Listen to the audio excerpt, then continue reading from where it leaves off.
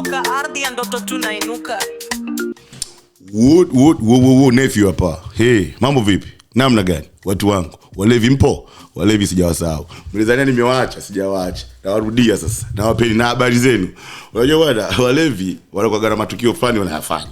Ila wayaongee. Ila wakikaa kwenye vikao vyao ndo kuna mtu anaweza akakupa kitu fulani. Sasa nina data fulani nitashare na nyinyi.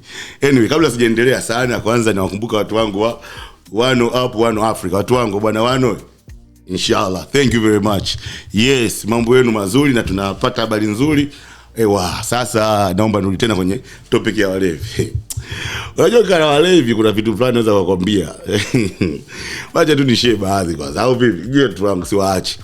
Kuna mshaji mmoja alinipigia simu, anakamwambia mwana, kidogo nife jana. Nikamwambia bwana jana kidogo nife, nikaanza kuogopa. Nikamwambia bwana imetokea nini? Akamwambia mwana bwana nilipiga vyombo rafiki yangu nikatoka zangu ba, nikajisahau sijui niko wapi. Sasa nilivamia gari la mtu bwana nataka kulifungua. Nikamwambia unavamia gari la mtu? Nataka kulifungua kisa. Bwana mimi nikazani nimeokota gari rafiki yangu kwenye parking lot. Nikamwambia unaokota gari vipi kwenye parking lot? Akamwambia mwenyewe sielewi. Chicha. Watu wakanirukia rafiki yangu. Sasa kwa bahati nzuri kuna mtu alikuwa ananijua. Akasema bwana huyu mtu fulani bwana, mbona mnampiga ndio jamaa kaokoa maisha yangu. Hilo chicha hilo ndio chicha jingine sasa. Mimi nikamwambia bwana ngoja anatokea. Unaona bwana hata mimi kuna mshikaji kuna siku alinipigia simu nini? Kaambia bwana bwana inakuaje kama bwana na hangover hapa. Bwana mimi nimeshakwambia mara kadhaa acha mapombe hayo. Na muone pombe kama adui yako. Nikasema unajua mimi Mkristo mzee. Kaambia kwa hiyo ananiuliza kwa hiyo vipi sasa? Nikamwambia mimi bwana kwenye Biblia wamesema bwana mpende adui yako. Yaani hicho unachokiongea sasa ndio kabisa ndio nitapenda pombe kwa uwezo wangu wote. Kama pombe ni adui acha tudili naye huyu. Jamaa akaniambia bwana wewe ujinga. Nikamwambia sasa sifuate maandiko mzee. Usinifundishe maandiko ya Biblia bwana mimi mwenyewe naelewa. Jamaa akasepa ikaishia hapo. Unajua kila swali likija kijinga unalijibu vile vile. Sasa kuna huyu mwana, hii habari imetokea mwaka jana. Mwana mimi kuna shughuli inaendelea na simuoni. Na mambo yanaendelea simuoni. Kampigia simu bwana mbona sikuoni kwenye tukio? Akaniambia bwana kwani hujui? Nikamwambia sijui vipi. Nimeacha pombe miezi kadhaa sasa hivi. Nikajua utani. Nikamwambia bwana wewe unatania bwana. Akaambia nikamwambia bwana nini nini yani kimetokea yani? Nini kinaendelea? Mbona unanichanganya kwa sababu kwenye mambo kama yale jamaa lazima ndo mtu hapa shughuli za kufa mtu. Akaniambia mwanangu bwana siku nimepiga chicha kumbe niko nyumbani. Nikamwambia sasa ikawaje? Kwani tatizo liko wapi? Basi uko kwako. Hamna nimelewa rafiki yangu si nikampa mke wangu simu. Nikamwambia ikawaje?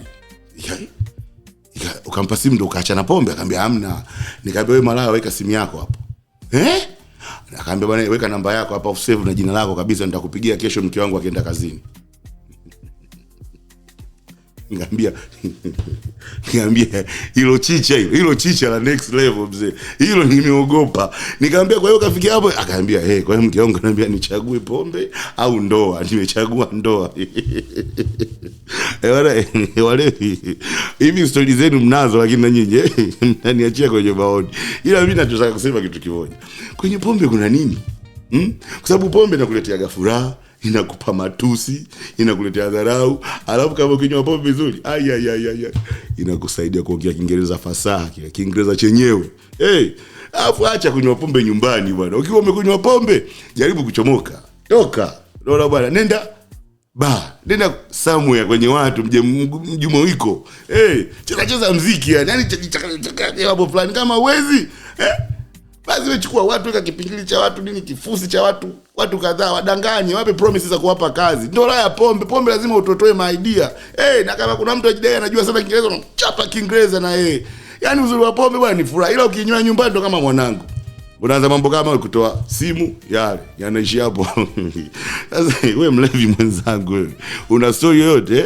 Hebu niachie basi kwenye comment bwana. Alafu bora mtaki kunifollow. Bora mtaki kulike mambo yangu. Nimekosea nini? Walevi nipeni kibwagizo chako. Nipe wood always.